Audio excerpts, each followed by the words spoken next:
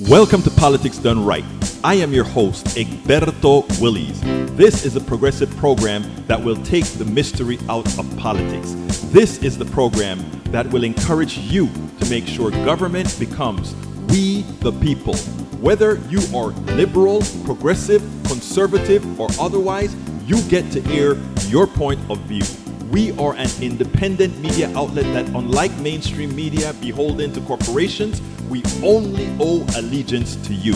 Remember, you can also send me a tweet at EGBERTOWILLIES. That is at Egberto Willies. Let us engage. It is Politics Well, folks, welcome Done to Right. another edition of Politics Done Right. I'm Willies, your host. Thank you so kindly for being a part of the show. We are going to have a great show for you today. How's everybody doing? I trust we are all doing fine. Anyway, welcome aboard. First one in the queue, El Senor AVQ, Michael Ren from Brooklyn, New York. Second in the queue, Patrick Magner from Houston, Texas. We also have in the house El Senor La Senorita Yvette Avery Herod from Atlanta, Georgia. How you doing, Yvette? Love to see you here. Bruce Pollard from Kingwood, Texas says, round us up and let's ride. I agree with you. We're going to get busy. We got a lot to cover today. Lee the Bearcat from Austin, Texas. Eric Hayes from Kingwood, Texas. We also have in the house Melanie Keelan from Barcelona, Spain. Joe from Los Angeles, California. And I didn't get everybody in the Substack yet, but we have Donald Dorn Lopez, Lorraine Vidal, and Mary, Julie Spears and Hannah Keene, Jack Foley, and 4 others, F&Q, Diana Kelly, Cheryl Bartel, and 5 others. Sandy Cleland, G. Beard says, get in show. Yes, we are going to get this thing going and get this thing going right and fast. The first thing I want to start with, though, let me first see if I have Jay Ray's in the house from Houston, Texas. She says, Jay, I roar. You roar, my brother. You roar. Anyway, folks, let's go ahead and get started. Michael Rudder just want one message. Thank you, Michael, because I got a lot to cover. Says, Trump might claim China tariff victory, but this is capitulation. The president retreats, suggests he might negotiate elsewhere, but leaves corrosive uncertainty in its wake. It support 10% tariffs in that funding. I want to give the bottom line on the tariffs, and that's where I am going to start. So let's get busy with that. I'm very much behind. I was trying to get a couple other videos done. I couldn't get it done in time, but you know what, guys? You guys rule. You guys rule, and I'm going to get this queued up so that we can get started with the tariffs in China. I'm going to do a cleanup version of what I did this morning on KPFT. So here we go in the let me get it right. Let's get it right. Let's get it right. Here we go.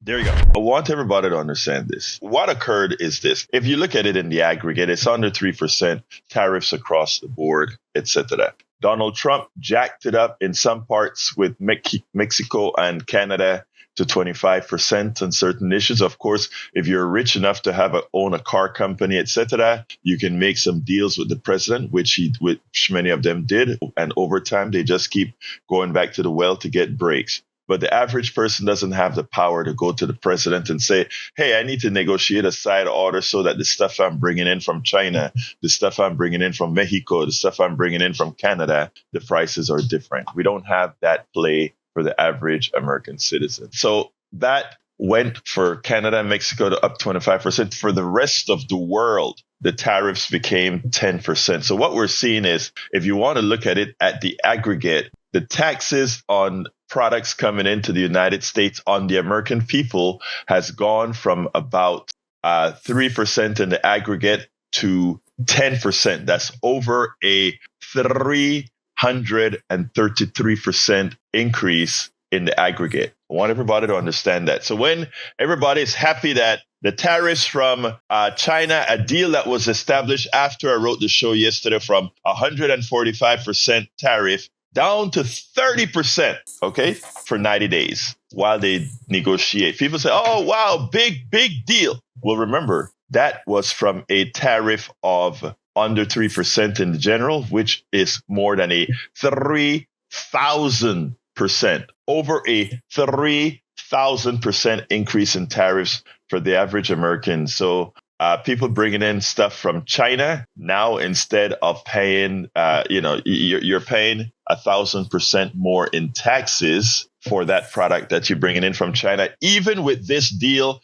that reduced it from 145% to 30%. This is just simple math, folks. But it gets worse. It gets worse. You know that little shopping Amazon type thing that a lot of small businesses use from China? It's called de minimis exemption. What it meant is that if you bought a product and you spend less than $800 and less of that product, right? You got the de minimis exception. That means you got to bring that product in tariff free. So thousands of businesses, hundreds of thousands, millions of businesses got established. People working out of their homes, people working out of little shops or whatever. They would bring in cups and glass bottles and threads and these things, and they would add value to that and establish their businesses. They weren't paying tariffs on these products. So whereas big companies got very huge discounts when they brought in containers upon containers from China, these small businesses got the opportunity to compete because while they didn't have the volume of scales, they could actually bring in using the de minimis exceptions for people buying products at under $800, which means if you brought in, you could bring in, I don't know, maybe 1,000 cups that was under $800, and therefore you didn't pay a tariff. You could add value to that cup, sell it in Walmart, sell it anywhere. So that gave you entry into business, right? That de minimis tariff, I didn't see anything within the deal that they made with China to restore that de minimis exemption. What that means is that everybody gets that 30% increase in their costs, including the mom and pop store that doesn't have the power to go to the president and say, could you please exempt bikes? Could you please exempt this? Could you please exempt that? So as usual, the people who get screwed in this entire tariff deal are all the standard small businesses. Americans all pay that tariff. So folks, I need you to understand this. Donald Trump went ahead and created some extraordinarily high tariffs so that to the psyche of the non-thinking person, what then happens is that, wait a minute, I don't have to pay 145% tariff. I'm going to pay 30% now. Remember what that means, though. With the de minimis exemption gone, with all these other things gone, Donald Trump collects a huge amount of taxes to pay for the tax cut for the wealthy, because all that money that poor America, that middle class America pays goes into the coffers of the United States. It's not China who pays the tariffs. It's all of us who pays that tariff with the increased costs, with the increased price. So even if, let's say, the mom and pop store eats some of the tariff, your prices goes up, the business cost of mom and pop stores goes up, we all pay for that big, big tax cut that Donald Trump wants to give to the wealthy. If we sit back and understand the con against all middle class and poor Americans, we will prevent our Congress people from effecting not only the tariffs, because remember, it's not Donald Trump who really has the right to impose tariffs. It's the Congress.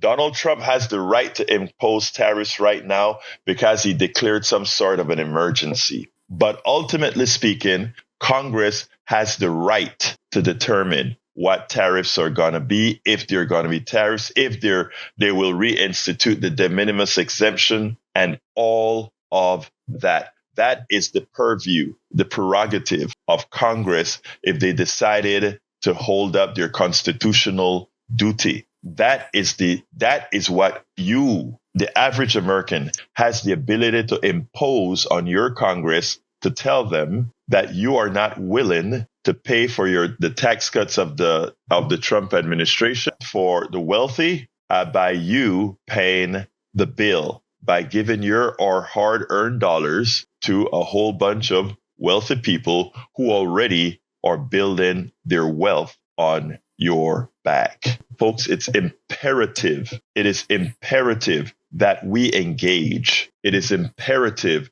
that you learn that you have the ability to engage. Don't look at the news this morning and think there was some savings for you. There was none. At 145% tariff, trade between the United States and China ceased. It stopped. At 30%, it will continue, but it will be inflationary. Exactly, it will be inflationary. Let me school our good friend Eric in the school. We're never for offshoring, okay? But we've had over 40 years of offshoring. And let me explain what that did, okay? When it comes to textiles, we no longer have the machinery in America that makes all the tons and tons of textiles that are now made in China, Vietnam, and all these other places. We don't have those equipments. We don't manufacture those anymore because we don't use them anymore. And where are they done? Overseas. So if we wanted to bring back textiles, we couldn't do it in 6 months or a year. If we wanted to bring back a whole lot of stuff being manufactured here, it's not going to take 6 months or a year. It means that we are going to have to repatriate equipment manufacturers, repatriate all these different parts of creating factories that we no longer make, that will take decades, given that it took decades to move everything off. So look, tariffs are important to save industries. Tariffs are important to ensure that critical industries are kept in the United States. It's also necessary if you want to protect a particular sector. Let's give an example. If we wanted something that build missiles, if we started getting a whole lot of parts from missiles overseas, we want to make sure we have a local economy to do that as well. There are two ways to do it. You impose tariffs on those products to increase the price so that you can get a local manufacturing, or you can directly subsidize companies just to keep that skill set in the United States, which is a more prudent thing to do. All right? If we wanted, as an American citizen, to bring back manufacturing, all types of manufacturing, that requires substantive investments that our government, we the people, so far has not been willing to do because the plutocracy, the wealthy people who owns the capital, refuse to do that. It's not a thing of the people. It's a thing of whether or not the plutocracy is going to invest the capital to do it. Anybody wants to discuss that? We're open the door. Welcome aboard, Carl Cox, who is here from, I forgot what town in Georgia. We also have Paul Fleming from Powder Springs, Georgia. We also have in the house, let's see, somebody else came in the local chat from, I think it's Long Beach, California. Who is it from Long Beach, California? From Long Beach, California. So come on in, guys. Lee Grant from Montgomery County is here as well as Harry Denson from Houston. Thank you guys for all being here. Love you all. All right, Michael says, I want to repeat my initial comment, which Egberto skipped over. I would support 10% tariffs if that funding was focused towards funding infrastructure investments, which could create so many new high-paying jobs and stimulate the regional economies where the new and upgraded infrastructure was created. But Trump is going to focus the tariffs on import tax funding, tax cuts for the wealthy. Exactly. Trump version of tariffs are a wealth transfer from the working class and the middle class onto the 0.1%. But let me partially disagree with you, Radnin. I don't want the person who is buying a computer system, who may be a student and otherwise, to have a 10% tariff that they need to do it. I say the people who have been scamming us all along. And when I explain to people in detail, not mad, not upset, just matter of fact, that the vast majority of the wealthy have created their wealth on our backs. You know, I gave you my personal story when I sold my software to Boeing, and the guilt I felt when I realized that they would pay anything for the software, because ultimately it wasn't them paying it. It's always you paying it. You, the end user that doesn't have pricing power, will always pay the bill. And that is the things that we got to be cognizant of. That is what we have to be cognizant of. These big players, they go ahead and they can play with the money because ultimately you, the person that doesn't have pricing power, which is 90% of us or more, don't have pricing power. You pay whatever folks tell you it is. And people may say, well, supply and demand. Let's see gasoline not demanded. Look, it is really a scam. Anyway, got a lot of folks. I want you guys to listen to this. Let's see. Patrick says the commons are paying more than their share already. Exactly. Exactly. Carl Cox says, I'm for paying off personal loans without taxpayer money. You want mega corporations and the mega rich to pay off loans with taxpayer money? Call corporate welfare. You're always wrong. And that is correct. That what Carl Cox has to say there. You know, if you take a look at the PPP loans, right? They're going after this. They're going after student loans right now. But the PPP loans, like what MTG got and all these other folks got, they got off. That money just disappeared. They never paid it back. But the students, they don't get the breaks, right? And look, I am for paying the bills. I got a student loan. I paid every penny of my student loan back. But you know what? I am also empathetic. And I understand that going to school today is a lot more expensive than when I went. And I'm not talking expensive based on inflation.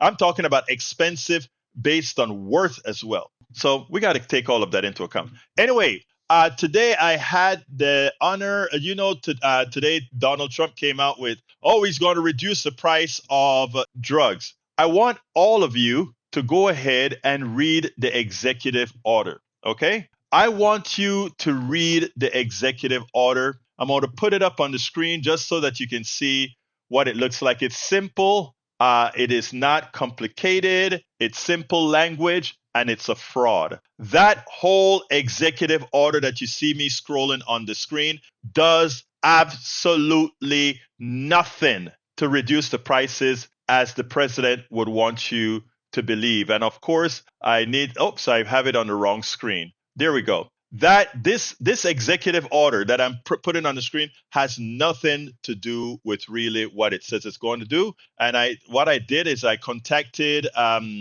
Alex Lawson, who is the executive director of the Social Security Works. I did a Substack Live with him today, and let me go ahead and replay that for you now, because it is important for us not to be snowed by this charlatan. Welcome to another edition of Politics Done Right on Egberto Off the Record. Thank you guys for chiming in. Thank you guys for being here. Today we're honored once again to have Alex Lawson. Alex Lawson is the Executive Director of Social Security Works, the convening member of the Strengthened Social Security Coalition, and a coalition made up of over 340 national and state organizations representing over 50 million Americans. As you guys know, today, Donald Trump released an executive order that seems to be populist in nature with regards to drug pricing. We need to simply let Americans know right off the bat that this is just one of the other scams that this president is known for. Alex Lawson, Director Alex Lawson, welcome to Politics Done Right on Egberto Off the Record. How are you doing today? Great, Egberto. Always wonderful to join you. And yeah, it's a busy week. Why is it a busy week? I mean, you mentioned that earlier before we started talking, and realized that it's going to be all coming down quickly, and we have to have our eyes open for what's about to be unleashed. Yeah, so it's important for everybody to understand the main event is tomorrow. Tomorrow, the Republicans have to advance their legislative agenda, which is done by Congress. This is the hard stuff.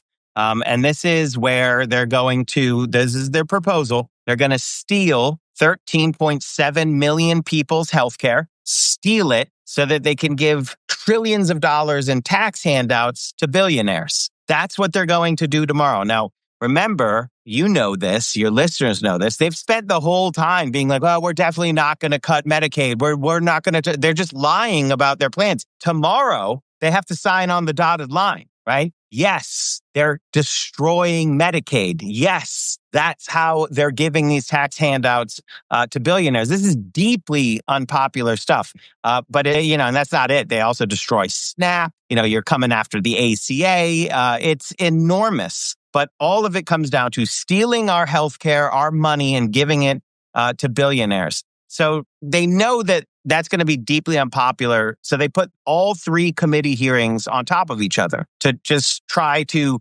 confuse the story or minimize the story so people don't actually know what's going on. And now you get to, why did Donald Trump roll out his executive order on drug prices? Donald Trump's numbers are they're underground. They're so bad on cost of living.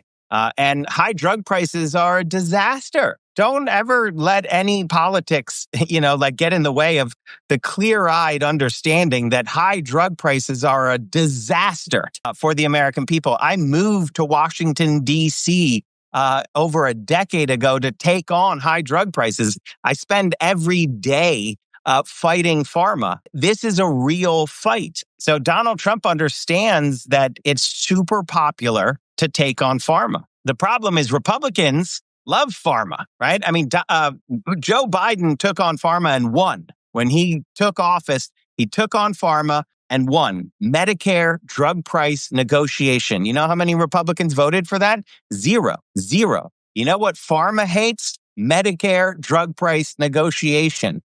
The Republicans right now are trying to advance a bill to weaken Medicare drug price negotiation. So Donald Trump is announcing an executive order that, I'm all for. Anyone who says they want to lower drug prices, I'm not going to say that's a bad goal. I'm going to say it's hard to do. And the executive order, you dig into what Donald Trump is actually saying he's going to do, it's not big enough. It's not actually going to lower people's drug prices. It's mainly hand waving. Just to dig into the policy briefly, it's the weakest form of international reference pricing, which is something that I spent years international reference pricing, getting into the conversation. We like international reference pricing. It says pharmaceutical corporations shouldn't be able to charge us in the U.S. way more, double, 4 times as much as they charge in other countries.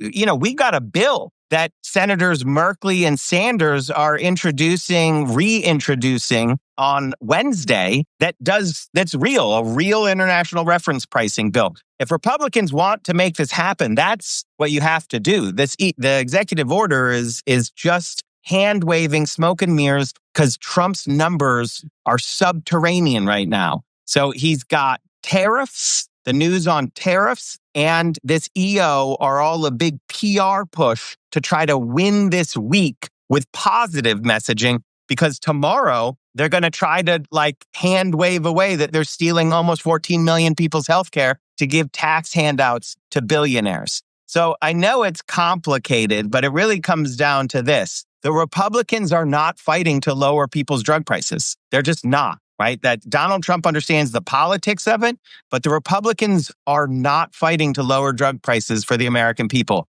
It's not one of their priorities. Their priorities is giving tax handouts to billionaires, and they're going to take our health care to do that. The executive order is titled Delivering Most Favored Nation Prescription Drug Pricing to American Patients. A tenet of this executive order claims that Americans are subsidizing foreign companies, given that foreign companies pay quite a bit less for our drugs than we do. Here is the thing. The foreign companies, governments fight the drug companies to get the better deal. The drug companies still make a hell of a profit, even at the pricing they give to foreign companies. Donald Trump trying to attach or equate we subsidizing foreign country is a false statement. Now, one of the things that he said during the press conference was kind of ironic, because he tied tariffs along with this drug reduction bill by claiming, check out what's going to happen, guys. When we add up the money that we have for the tariffs and the savings we're going to have on these drugs, it's going to make it much easier. I'm paraphrasing. It'll make it much easier for us to give the tax cut. Of course, as Alex pointed out, he means the tax giveaway to the wealthy folks. Explain a little bit about how that ties into to the ability for him to give bigger tax cuts to these wealthy guys. Yeah, it's a lot of what Donald Trump is doing is really bully pulpit stuff, because at the end of the day, the CBO, the Congressional Budget Office, is the scorekeeper on the Hill, and so on the Hill, the savings that you need have to be legislative. right? It can't be from anything other than cuts. That's why we know what the cuts are now to healthcare. 13.7 million people losing their healthcare. That's from CBO. So what Donald Trump is talking about is softer. It's sort of like PR or also the business press. And now, Egberto, this goes a little bit deep, but I know we can follow it. We have a great listenership. These folks understand things. So this is all about, you watch financial press, and what they talk about is bond yields. They talk about U.S. Treasury bond yields. And the underlying thing is, if you give giant tax handouts to billionaires, which Wall Street and the financial press are desperate for, they say, you have to give us trillions of dollars. Otherwise, we won't be able to buy our golden yachts. But they do say, if you don't pair that with actual cuts, then the bond market is going to punish U.S. Treasury bills and drive yields up. And this is actually the thing that spooked Donald Trump on the tariffs, right? It was the bond market that actually went haywire and started signaling that people were losing faith in U.S. Treasury bills. And if that happens, the whole house of cards comes down, the whole kit and caboodle. So what Donald Trump is saying is, I'm going to make sure that the bond yields don't go haywire. And on the legislative side, that means literally cutting people's Social Security, Medicare, Medicaid. They say getting entitlement spending under control. That's Wall Street speak for stealing our earned benefits.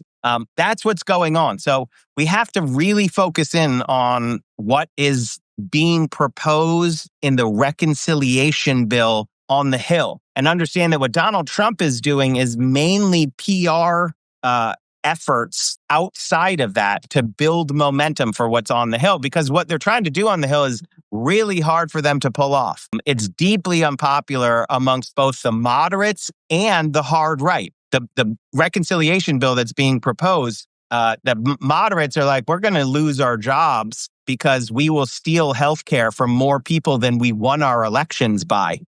Representative Miller Meeks from Iowa, she won her election by 800 votes, or somewhere right around 800 votes. If this goes through, something like 67,000 people in her district lose of her constituents. Right. So they'll definitely lose their job if they get this through. On the other side of the Republican caucus, you have, these arsonists who actually drive the party who are saying, we need to hurt more people. We need to just totally destroy everything. And this is getting pretty close to totally destroying everything, but nothing is enough for the arsonists. So Speaker Johnson has a really hard balancing act to pull off to get all those votes. And you know what doesn't help him get the votes? Donald Trump's poll numbers being subterranean, right? When he's polling in the 30s and 40s on his handling of the economy, the thing that got him elected, he's way underwater on. He's underwater on cost of living, handling the economy, Social Security. These are the three top priorities, according to recent public opinion polling, and he's underwater on all of them. So he's just trying to deal with that, right? The executive order on drug prices, it's not going to actually lower people's drug prices. I am good with Republicans saying drug prices are too high, though, Egberto. I'm not going to fight them on that. I'm like, I want more of them to say it. In the House, Republicans will not say that because they need pharma dollars. But it's the executive order is to try to take care of his sagging poll numbers on cost of living, that's drug prices, and the economy, that's the tariff announcement with China agreed over the weekend. That is just a 90-day pause, right? The trade deals take way longer than 90 days. And so this is, again, it's all about creating a narrative going into tomorrow that they're going to try to pull out for the rest of the week. And we have to be truth tellers and be like, don't fall for it. You have to keep your eye on the actual scorekeeper here. The Congressional Budget Office says, it's not about what Donald Trump said this morning. The Congressional Budget Office says 13.7 million people lose their health care to give trillions of dollars in tax handouts to billionaires. That's what's going on. Well, you know what is so important, and I want to go a bit off topic because this is extraordinarily important when you mentioned about bonds. I want folks to understand that before Trump came into office, the Treasury bonds were selling at about 3-point-something%. We're all the way up to 4-point-something% without making any changes to the budget at all, without any tax cuts or anything already. We are at 4-point-something% on the bonds. What that means is that we have increased our deficit spending for the next fiscal year by billions of dollars before we even start trying to cut taxes. What Alex is talking about there is more important than most understand. So yes, this is window dressing. This is smoke and mirrors from Donald Trump, but it's something that we have to be aware of, that if something happens this week where these guys come out and say that they have some deal with us, knowing that this is a fraud, think about what's going to happen to the bond going forward. Okay, give me a closer as far as what America should be doing, what our constituency or listeners should be doing in the next few hours, in the next few days, because of how substantive this week is going to be with regards to building that budget, if you will. The key is hands off Social Security, hands off Medicaid, hands off SNAP, hands off Meals on Wheels. These are things, programs, systems that we've built, that we've earned. And the Republicans are trying to steal them from us to give tax handouts to billionaires. So we need to make as much noise as possible. There's a lot of stuff happening in Washington, D.C., but we also, Egberto, we've spoken about it. We say, get local. Go to your local Social Security office. Get your friends. Put a note, send a note to us at socialsecurityworks.org. I'm A. Lawson at socialsecurityworks.org. We'll help you find people to in your location. Go to a Social Security office. Get some signs. Hands off Social Security. Go to a local hospital. We haven't even gotten into it, but especially if you live in a rural or urban area, if this goes through, your hospitals are done. They're gone. Especially the rural hospitals, they're closing left and right now. So hands off Medicare, go to your local hospital. Call the news and politicians, especially if you live in one of these marginal Republican districts. Get your elected official on the record. What are you going to do to protect our hospital? What are you going to do to protect our Social Security office? Educate people about the consequences of what's going on. And of course, call your members of Congress. And for this, the reconciliation is both the House and the Senate. And we just need to make as much noise as possible. It's the House right now, but it'll have to go over to the Senate. They have disagreements in each house. So in the House, they don't agree as a party. In the Senate, they don't agree as a party. And then the two houses, Senate and the House, don't agree with each other. So we just got to get in there and talk to all of the moderates, everybody, and say, look, if you vote to steal our healthcare, we're going to vote to get you out of office, right? Like, just educate people as to what our plans are if they actually go through with stealing, and really think about what that means.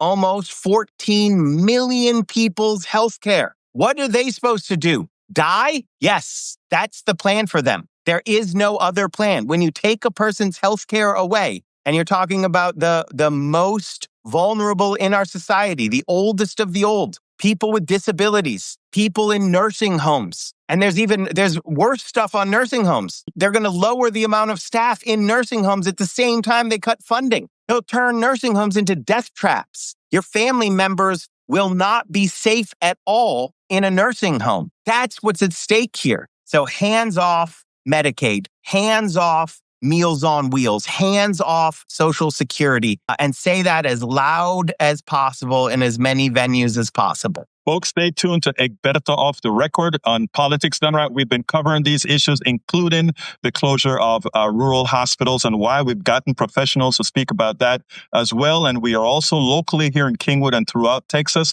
We're discussing that and having symposiums, etc., for people to find out about this. So folks are on the ball. We need all of those that are listening to us to be on the ball, as well as sharing all this information. Alex Lawson, who is again the Director of Social Security, the Executive Director of Social Security Works, thank you so kindly for having appeared on Politics Done Right on this short notice. You have a wonderful rest of your day. Thanks for having me. All right, folks, I hope you enjoyed that. That is important information. And yes, we got to go out there and fight. And Steigen, Bergen Creek, you're absolutely right. We have to be the ones who earn and take our democracy. And with respect to the prices for drugs, it is a lie to believe that these prices are necessary to maintain innovation. Most of the money from drugs don't go into innovation, or rather doesn't go into research and development. They go into marketing and in the pockets of the shareholders and the bonuses that they pay. Most of the money, that's where it goes. Share innovation. Let me tell you something. Most of these products that are now drugs that are used, the precursors are generally developed with dollars from the NIH, with dollars from the universities that were given by the NIH or other grants. Remember that you have already paid most of the time for the precursor to the drugs or the drugs themselves. Most of the times you have already paid and invested into it. After they purchase those drugs, they patent these drugs, and they get 17 years in which they have exclusivity on that drug. And guess what else? They make a little change to the drug and re-up it's a scam. So when Donald Trump goes out and says, I am really why are drugs, they're ripping us off, the foreign companies, we are paying for the development, and no, it's not true. The reality is what those foreign governments, Ozempic, that is 1/4 the price overseas. You know why it's that cheap? Because it's affordable, because it's cheap to make the drug, and their governments fight for them. Their governments don't take as many bribes as our government do. We like to go around the world and talk about how the rest of the world are full of bribes and we are so pure. We are more corrupt than most other countries. We just do it with suits and ties. All right, I don't know how many of you have heard, but recently Donald Trump has decided that our Afrikaners are being persecuted in Africa. So I did a piece over the weekend after seeing some disturbing news. And here is that piece. Donald Trump stopped virtually all refugees from coming to the United States, right? I mean, after all, we are flooded and we don't have the judges to process those people that are looking for asylum or anything like that. But guess what? As reported by the New York Times, something fantastical has happened. Something great has happened. Trump officials seek to bring first white Afrikaners to U.S. as refugees next week. Who are Afrikaners? Afrikaners are the white settlers of South Africa who went and colonized South Africa, took people's lands and made it their own, and had these people living in a system called apartheid, where they had no rights in their own land of birth, in the lands that is of their own. That's who these people are. But anyhow, because of some changes within land ownership in that country, South Africans are screaming that South African, the Afrikaners, which are the white South Africans, are screaming discrimination. Remember, these are the people who went into this land and started a process called apartheid, which took away all rights away from the original folks there, the black folks. So here we go. The Trump administration is planning to bring the first group of white South Africans it has classified as refugees to the United States on Monday, according to officials briefed on the plans and documents obtained by the New York Times. Although the president halted virtually all other refugee admissions shortly after he took office in January, his administration hastily put together a program to allow in white South Africans who he claims have been the victims of racial persecution in their home country. So the people who went into South Africa, dominated the country. 7% of these people put 93% of these people in bondage, meaning no rights, kicked out of all lands that they had into something called the Bantustangs. They are now the victims. The administration plans to send government officials to Washington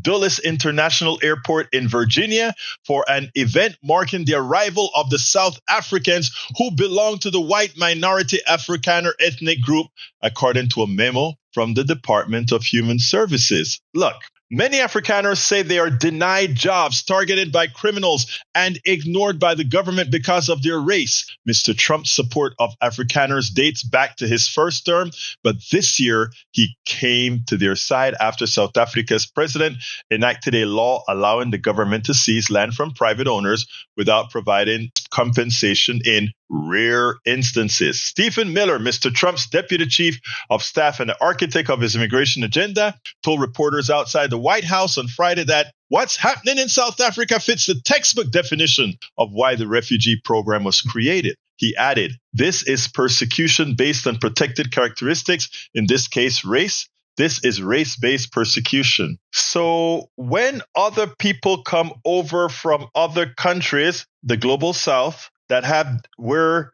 the minority culture have them in bondage and they run over to the United States, that's a problem. We don't have open doors for them. We don't send airplanes to that country to bring them over. I mean, think about these special refugees. America is going to use all of our tax dollars to go out to South Africa and fly those refugees into the United States in a very dignified fashion. Many of our brothers and sisters from the global South, they walk through the jungle in Panama that is very hard to cross. They walk through Guatemala, they walk through Honduras, they walk through Mexico in dire straits. Walk thousands of miles to get to the United States. And when they get to our border, some took boats from Haiti into South America and then walked the trail up to America. And when they came to America, this is how they were greeted. DHS says some Border Patrol agents use unnecessary force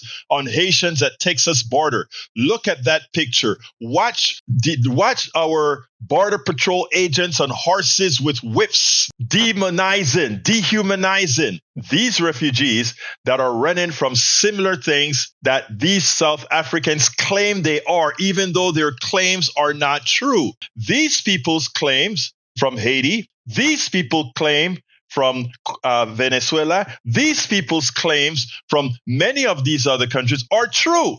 They are real refugees. White South Africans are not refugees, but we are going to send taxpayer planes to bring them into our country, and we are going to get them resettled. How are we going to do that again? Check this out. The resettlement of refugees is normally funded in large part by the State Department. But Mr. Trump suspended that program when he took office. But for the white South Afrikaners, so the administration will be relying on other agencies that has traditionally supported refugees. A refugee office in the Department of Health and Human Services. The office has been reaching out to organizations assisting refugees in the recent days to prepare them for the arrival of Afrikaners, according to a department memo by the Times. Special treatment.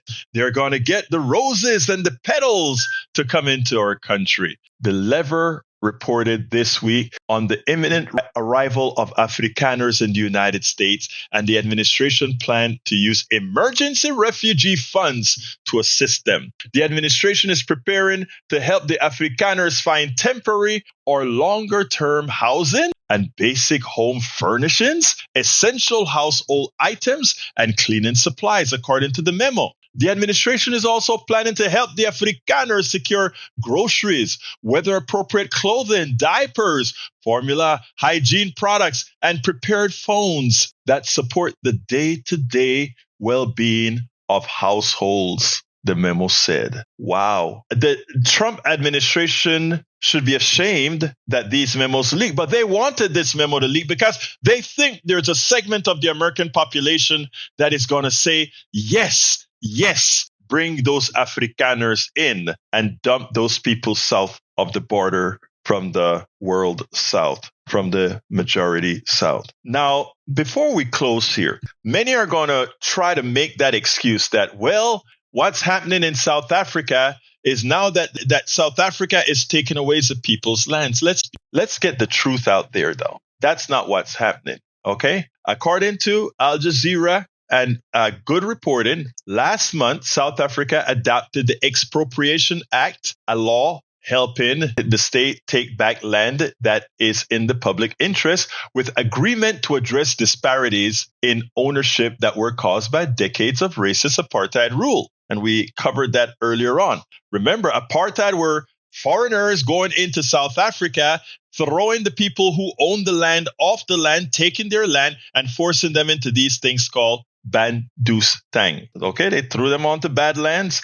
That's how we got places like Soweto and other places in South Africa. Ramaphosa defended the law, explaining that it serves to facilitate public access to land rather than act as of confiscation instrument. South Africa, like the United States of America and other countries, has always had expropriation laws that balance the need for public usage of land and the protection of rights of property owners. Ramaphosa, that's president, elaborated in a statement following Trump's statement. Now, the Expropriation Act was signed into law by Ramaphosa in January. It would make it easier for the state to expropriate some land with the aim of addressing racial disparities in ownership after apartheid in 1994. South Africa's government says the law does not allow it to expropriate property arbitrarily and that the landowner must reach an agreement. The government asserts that the law enables a constitutionally mandated legal process and that it allows for expropriation without compensation in circumstances deemed just and equitable and in the public interest. And I can give a good example of what that should be. Suppose some Führer comes into South Africa and he looked at all those huge mountains across South Africa and he says, I claim that land is mine. And he takes over 100,000 acres and he deemed it his and makes sure, because they ruled in an apartheid system, that that land is his or hers. I don't see why the government should, the government should say that guy really owns that land, the land that he took for free, one that he just commanded that I own. The hysteria about expropriation is mischievous, he said, emphasizing that the law does not allow for land grabs as alleged. Nduketobi explained that act permits nil compensation for land deemed necessary for the public good, which may include properties that is unused or poses risk to the public. Think about it. You come into a foreign country, you conquer it, and you say, those mountains are mine. The government may say, no, that's a natural resource that should belong to everybody. How can you come into this land and just say it's yours? You can't. That will be expropriated justifiably. The mischief has been misrepresentation, as if to say expropriation has never happened. Guess who expropriate lands? Right here in the United States. Oil companies want to build pipelines across farmland, and there's something called eminent domain. Right here in the United States, eminent domain has been used to take the land of many a farmer. Eminent domain with poor compensation have been used to take the land of many a black farmer, etc., in this country under the guise of some sort of constitutionality. Let's be clear. Those white South Afrikaners are not refugees. They are not refugees. And let's be clear. What is the history of land disposition in South Africa? The disposition of people from their lands, here it is, particularly black and indigenous people, was a core feature of South Africa's history, deeply intertwined with the country's brutal apartheid regime and preceding years of colonialism. A pivotal law, the Natives Act of 1913, restricted black South Africans from purchasing or renting land in designated white South Africa, resulting in the forced removal of indigenous population. So a Afrikaner can say, I declare that land mine. Okay, it's mine now. I'm kicking off all you black folks that were indigenous to this land.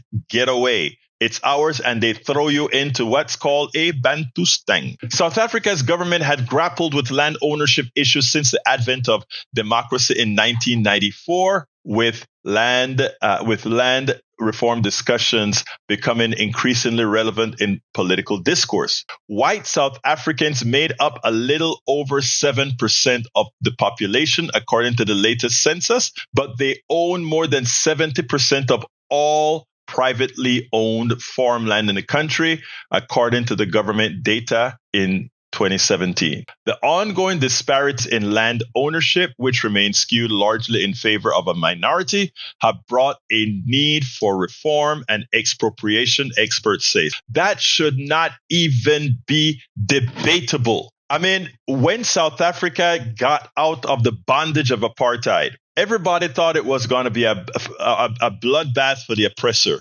Instead, they created not a conference, but they created a reconciliation panel, and people got to live their lives, and people got to beg for atonement for what had been done. And there was no retribution, no killings, no any of that based on racial animosities or anything like that. It was one of the best transitions from an oppressive, racist system to a system where you had true democracy. In fact, the South African Constitution makes a mockery, makes our Constitution look, well, the age that it really is, because of how well written it is. Now, because again, we have a property document for a constitution. They have a constitution that takes humanity, the environment, and everything into consideration. Now, here's the deal. Donald Trump bringing these folks to America is a message. It is a message, and it's a racial message.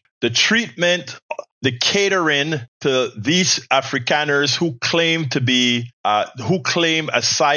seeking asylum because of some sort of oppression, which isn't true, compared our Haitian brothers and sisters, our south of the border brothers and sisters from Venezuela, from Cuba, from other places that really have issues. It shows the difference in treatment, and it is quite clear. This is what we're up against, and this is what must be mitigated. A president like this remaining in power is a clear and present danger. He is putting us in a case where nothing good can come of this other than creating the animosities we've been trying to solve for centuries. Shame on Donald Trump for allowing or for listening to Elon Musk, a South African himself, who is a bastion of lies like the president is, to promote and teach this president a false history based on his own apartheid-loving self.